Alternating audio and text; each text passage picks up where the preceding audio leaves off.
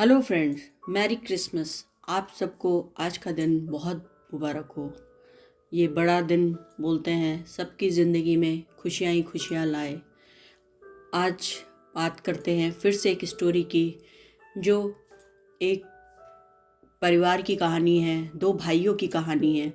एक बार की बात है, दो भाइयों में बड़ा प्रेम था, लेकिन कुछ ऐसा हुआ कि छोटे भाई ने बड़े भाई को बड़े अपशब्द कह दिए, तो दोनों में बंटवारा हो गया और एक दूसरे की शक्ल न देखने की कसम खाई। समय बीतता गया। एक आध साल बाद छोटे भाई की बेटी की शादी थी।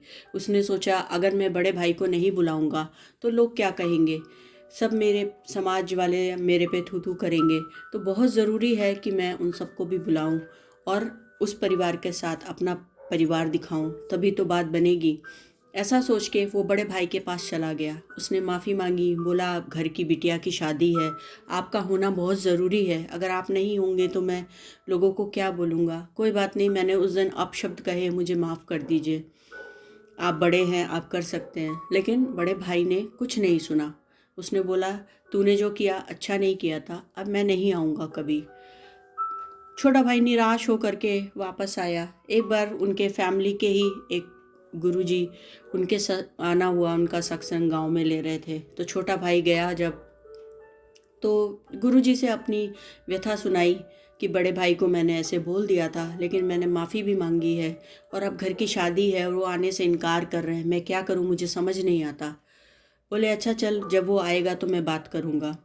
दूसरे दिन बड़ा भाई भी आया सत्संग सुनने के लिए। आ रहा था वो भी बीच बीच में, तो उन्होंने बड़े भाई को बोला कि ऐसा है कि पिछली सत्संग में मैंने तुम्हें क्या बताया था, कुछ याद है?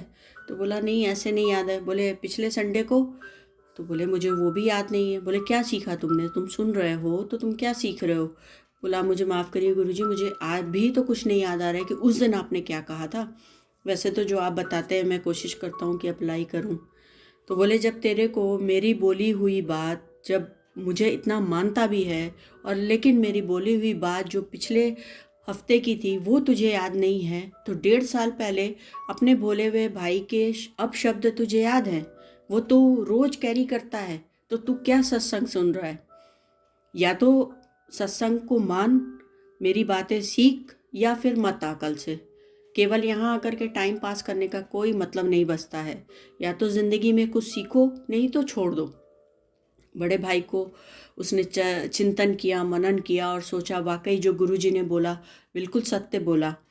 छोटे भाई ने तो मांगा, माफ़ी भी मांगी, लेकिन मैंने उसे कोई माफ़ी नहीं दी। लेकिन उसको अपनी गलती का रियलाइज़ हुआ और नेक्स्ट डे वो गया अपना बड़प्पन दिखाते हुए।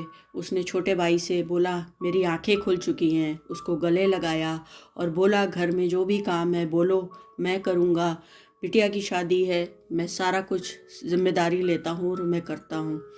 तो दोस्तों, अपनी लाइफ में भी एक बार देखिए कि हमारे दिमाग को पॉजिटिव कैसे रखना है, कौन सी चीज़ हम ढोए जा रहे हैं, कौन सी ऐसी बातें हैं जो हमें लगातार परेशान करती हैं। छोटी बातें जो अच्छी अभी मिलती हैं वो तो हम नहीं सीखते, और कोई ऐसी बातें जिनका कोई अब लेना देना नहीं बचा है, उसको हम ढोए जा रहे हैं, ढोए जा रहे हैं।